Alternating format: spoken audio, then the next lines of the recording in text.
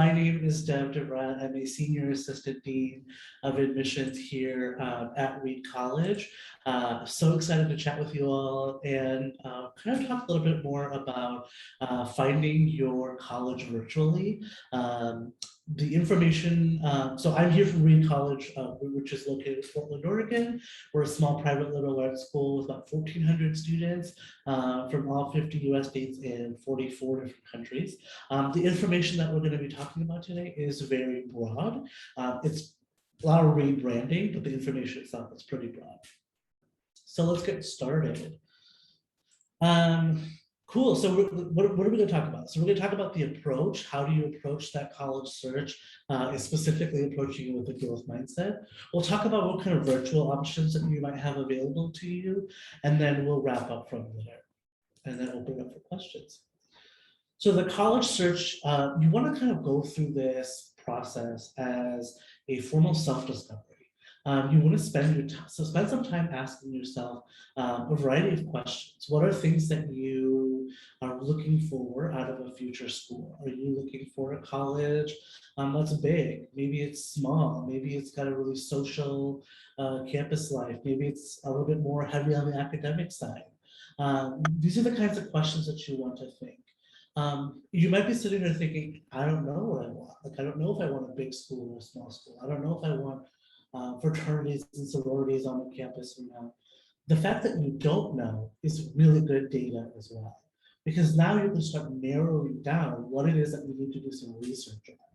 Because once you've identified what it is that you do want, you can then start focusing on what it is that you don't know you want, or even more specific, what is it that you don't want out of the college. And that's where you can start doing some of the research. Be open throughout this whole process. Don't, I think a common mistake that I see students make is that they're so set on like, the school needs to look just like this. But be open to changing your mind. You might come across some information or an experience while you're looking through the college search process where you think to yourself, oh, you know what, I had never considered this. And that might change your entire list that you were thinking about. And that's okay. These lists that you're making for yourself about the things that you want and the things that you don't aren't set in stone. They should be fluid because you are growing as a person and learning is fluid.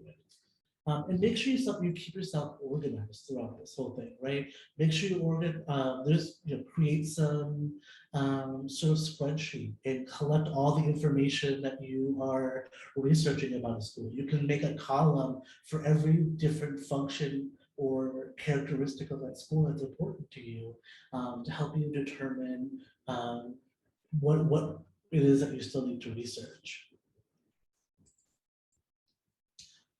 Again, this is about getting to know yourself. What kind of academic atmosphere are you looking for? Are you looking for a really rigorous institution? Are you looking for a school that's super flexible on what kind of classes that you can take? There are some colleges out there that you don't even pick a major. There is no major, you just get a degree and that's it. Is that something that might be interesting to you? Are you looking for a very specific program? Are you looking to go to maybe community college first and then do the transfer to a 4-year institution? Which there's no shame in that. I did the community college thing and it was honestly the best decision of my life. I ended up getting 2 associate degrees and then got a bachelor's degree. And it quite truly is something I'm so thankful that I did.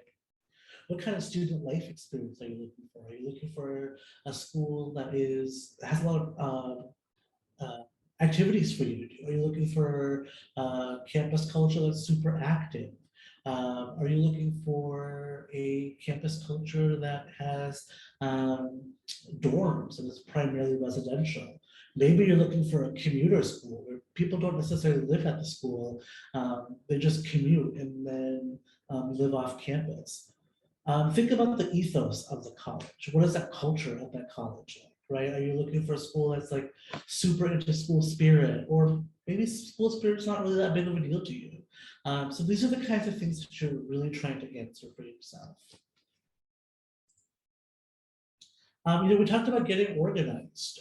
So talked about getting a spreadsheet and putting all that information down about every college that you research or that you visit. But think about some other things that you're looking for in this process as well, right? What are the application due dates? What kind of applications does that college use? Is it the Common App? Is it the Coalition App? What types of rounds or decision deadlines does that school offer? Is there early action? Is there early decision? Is there regular decision? Which one might be the best option for you? When are all of your materials due, right? A lot of colleges ask for a lot of information. And some of that information is the same. Every college will need your transcript. Great, that's probably easy to sort of navigate, right? But maybe something like an essay. Every college has a different essay requirement. That's something that's going to take you some time to put together. So make sure you're organizing yourself. Letters of recommendation are something that is huge and requires you to request early enough in advance. So make sure you're giving your teachers ample amount of time to write those recommendation letters for you. A lot of teachers will say no to you if you don't give them a lot of time. And then you're sort of stuck having to figure out, well, who am I going to get a recommendation letter from now? Financial aid is always a big question, right? What kind of financial aid programs, what kind of financial aid packages, a lot of school call them packages. What kind of financial aid does the school offer? There are some colleges that give no financial aid. There are other colleges that meet 100% demonstrated need, like Reed. There are other colleges that are somewhere in between all of that. And so really want to make sure that you understand what is the financial aid policy? What are those due dates? What applications do you need to complete in order to request financial aid? Maybe you don't need financial aid, and that's fine too. So then you need to figure out, am I still required to submit the financial aid documents, or do I not need to? Find something that's going to allow you to organize this information. I'm a big fan of like Excel sheets or like Google Sheets or Excel and just organizing things in rows and columns because it's easy. That's what I've had to use my whole career. And that's what I've gotten used to. But maybe Excel stresses you out. That's okay. Do it in a notebook. Do it on a Word document. Do it however you want, but just keep yourself organized because a lot of these due dates will come up real quick. So you want to make sure that you are preparing yourself and that you have all the information you need to make the best possible decision for yourself. So the process of finding schools, there are lots and lots of sites out there. So you could do some research, right? There's things as you can start Googling specific colleges. There are websites like Niche out there that have profiles of every single school and what to expect out of that school. Colleges offer guidebooks or view books. That's what I was trying to think of. It has a lot of information, but there's also books out there that you can buy from at the bookstore that have profiles about colleges. Sometimes utilize social media. There are plenty of subreddits out there where they compare and contrast colleges. Your guidance counselors or your teachers, these are great resources. Guidance counselors, their whole job is to get to know colleges and help you sort of navigate that process and help you narrow that list down. Admissions counselors, let's say you're torn between several colleges, contact your admissions counselor. If you're looking at Reed, contact me. I'm happy to chat with you. We can do this over Zoom or over email or a phone call, and I'm happy to answer your questions and kind of help you think about what might be important for you. Thinking about, maybe you discovered something that you liked about a college and what other, doors was that open for you? What other things that maybe you forgot to consider where you might be able to find useful? There are so many resources to search for colleges.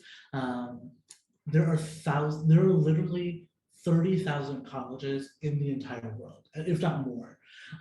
So there are lots and lots of options. And that might not have been something that you thought about. Like, Maybe you want to study abroad. Maybe you don't want to do college in the US. Lots of people go and study in other countries. And that's a really cool experience as well. So, the sooner you start narrowing schools down, the easier this process will be for you. Traditionally, there's not a lot of limits on how many colleges you can apply for. So if you want to apply to 100 schools, apply to 100 schools. You're not being limited on that. If you only apply to 2 schools, that's okay too. So the next piece is getting the answers to your questions and then refining those questions. So there are lots of ways for you to get answers to your questions. This funnel is sort of designed to show you some of the high level information that you might need, and then it helps you sort of think about what are additional things that you can do to get some of that more specific information. And we'll talk about each of these individually. Info sessions, they're really big picture. They're supposed to be informative. You hear lots of facts and figures about the college. We talk very broadly about college culture. Traditionally, information sessions are done from an admissions counselor at that school. Sometimes a student intern will lead those information sessions, but they're really designed to be very broad. You don't get a lot of really specific, like nitty-gritty information in information sessions, but they are designed to really just give you a good overview of the college. It allows you to get a good feel for that school. A lot of colleges are doing those virtually right now, Reed included, but there are some schools that have started doing info sessions in person. So check with the college, right? Because a lot of schools, like I said, are willing to do these in person and online, and that might make or break your decision. Virtual tours, in-person tours have started again.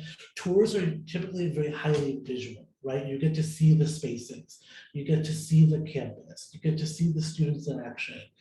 You really get to see and try to picture yourself. Like, can I see myself living here for the next 4 years? Can I see myself thriving here for the next 4 years? Virtual or campus tours are really designed to be very story focused. Tour guides are trained in sharing stories and talking about that space through the context of story to help you visualize yourself there. You really get that student perspective. Most campus tours are done by students. So colleges will have student interns or tour guides or student ambassadors that lead these tours. So this is a great perspective to see the college from a living, breathing, current student that is attending that institution.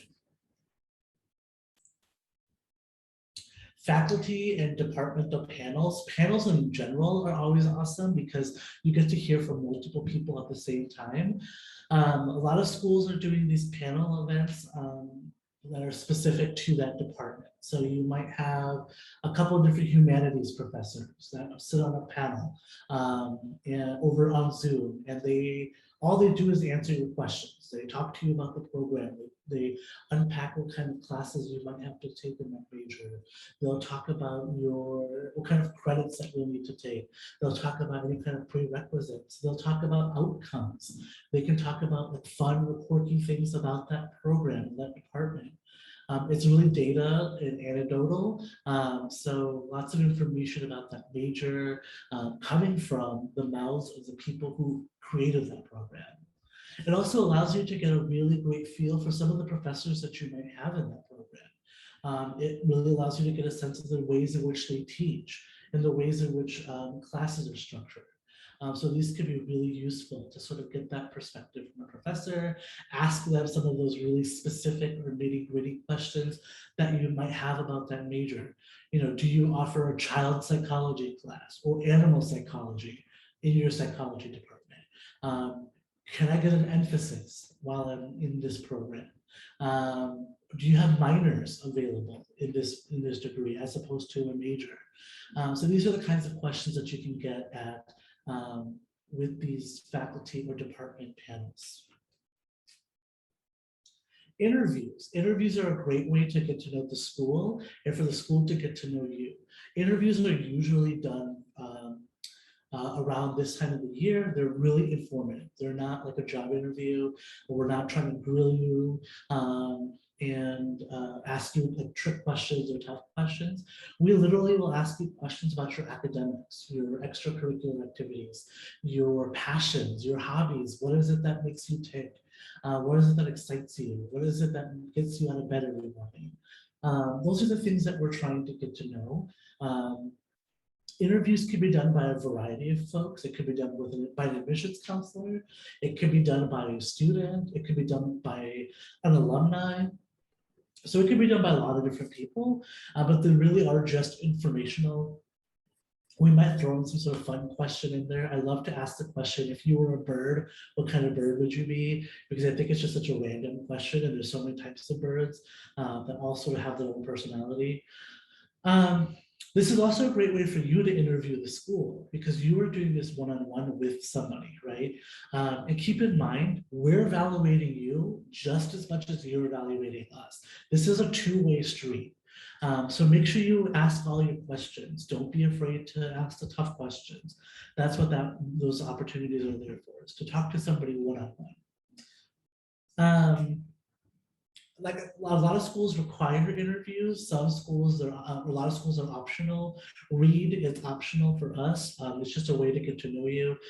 For schools where interviews are optional, they admit students all the time who don't interview. We had 7,000 applications come in last year for Read.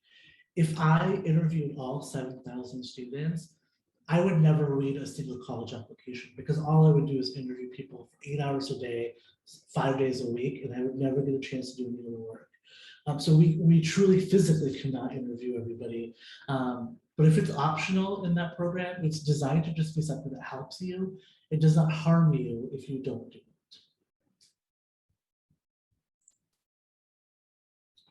Student Hangouts. This is something I think is a really cool advent of the pandemic. Is a lot of schools are trying to think of ways in which prospective students can connect with current students.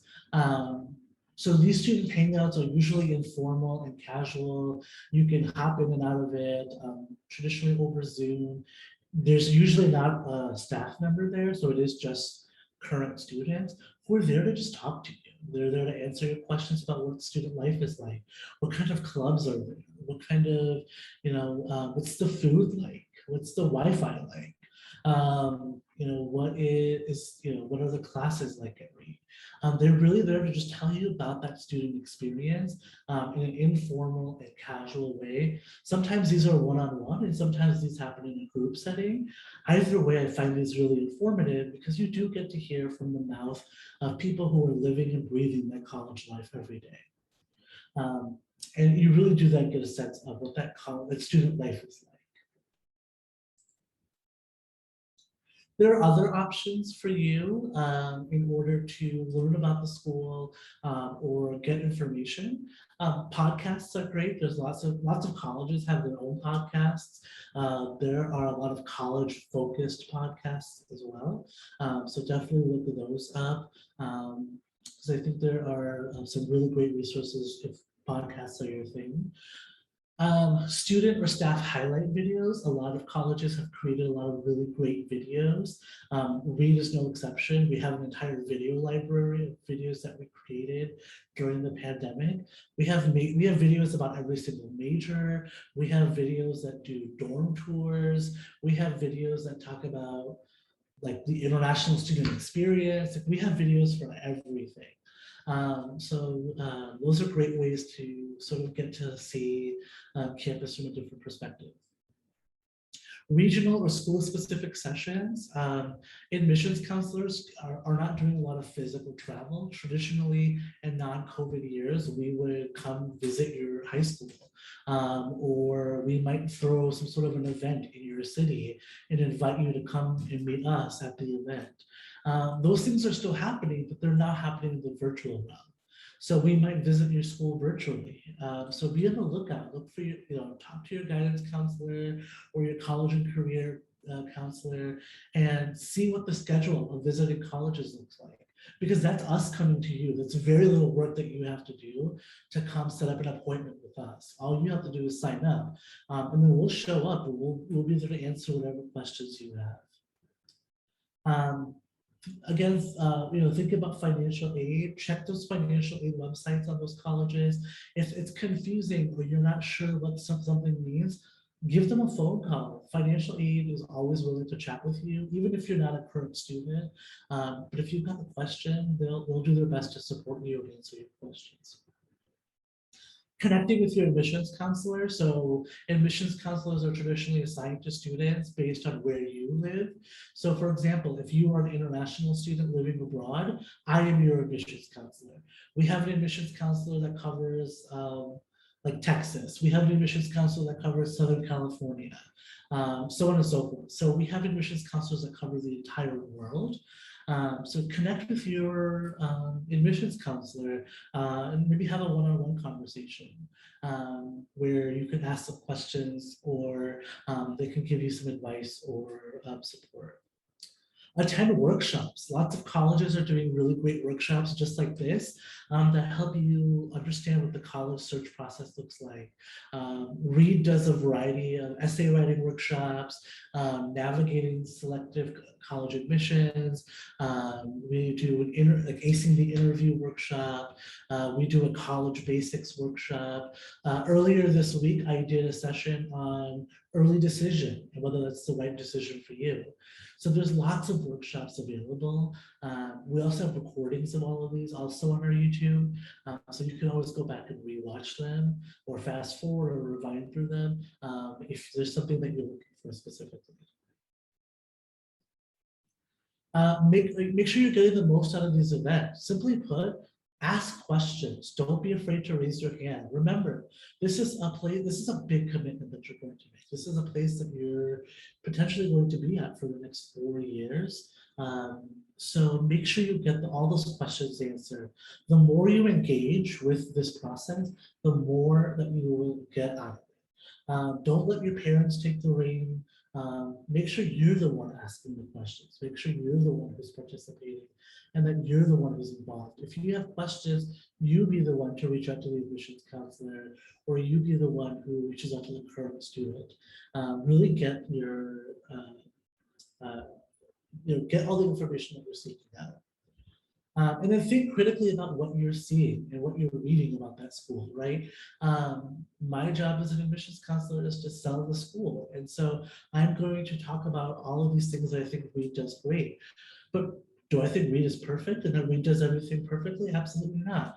So just make sure that you think about all the information that you're being told, because traditionally, especially when it's coming from a specific source, it's really designed to show you what that college looks like in the best possible way. So make sure you ask some of those tough questions around what are some things that are difficult about the college, or what are things that the college is currently working on, because those are some things that might be helpful for you to know as well. On the opposite end of the spectrum, if you start seeing one or two things here or there about the college where it's like very specific and it seems very angry, same concept. Is that person posting that online because they're angry about how something turned out for them specifically, or is this something that's reflective of this institution as a whole or that program as a whole? So again, it's all about what we call media literacy. Being wary of what you read and taking it with a grain of salt and really trying to think critically about it. Some tips and tricks to help you be successful. Again, make a list of those priorities. Attend as many sessions as you can. They're always, traditionally they're free. Tons of them are virtual right now. Attend a variety of them. So if a college is offering 4 virtual info sessions, attend all 4. Maybe I don't present the same information that my colleague Grant might present or my colleague Duncan might present. So maybe you want to go to all 3 information sessions and talk and see what we each talk about. I didn't go to Reed, so I can't talk about the Reed student experience from that perspective. But my coworker Duncan was a Reed graduate. And so he's able to talk a lot more about that student experience from his perspective. I went through a whole different college. I've worked for different colleges, so I have the perspective of comparing and contrasting with other colleges and really seeing how Reed stands out amongst all of them. But that's a different perspective than someone like Duncan, who's only gone through Reed, and that's his only perspective. So, again, make sure you're attending a variety of these sessions. And the common thing there, again, reach out to your regional admissions counselor to ask those questions. What defines a perfect fit college? Now, this is different from person to person, but Dev, what defines a perfect fit college for you? Yeah, I almost don't even like the word perfect fit because you're really going to come across a college that is absolutely perfect. They meet every single thing on your list. Unless you have a really broad list and there's only a few things on there, then that's probably going to be a lot easier. But like I said, there are so many different colleges out there. I think, like Benjamin said, perfect fit can be defined in so many different ways. And again, it goes back to that list, right? The whatever is on your list, and as you're looking at colleges, how many of those items on your list is that college checkmark for you, right? Are you looking for small campus size? This college has it, great. That as you can check that off, and as you're checking things off, that fit sort of becomes more and more apparent, right? The reason why I sometimes get nervous about people who focus a little bit too much on finding that right fit is because I think you then don't allow yourself to be open to other schools that maybe also are a different fit, but might also be a good fit for you, but just in a different way. And then you sort of rule out those schools. So, I think if you try to make that list of the things that you're looking for and use that as your guide to sort of find some of the schools that meet those things, you can get pretty close to your perfect fit college without having to sacrifice too many things. But again, just be cautious with that idea of perfect fit.